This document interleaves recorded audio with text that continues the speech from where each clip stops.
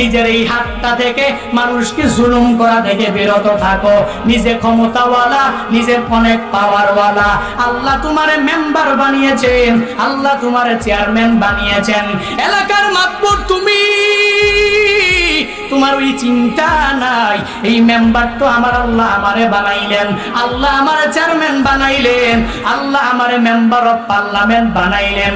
আল্লাহ যে কোনো সময় আমার থেকে এই মেম্বারগিরি নিয়ে যেতে পারে, আল্লাহ যে কোনো সময় আমার থেকে এই চেয়ারটা নিয়ে যেতে পারে।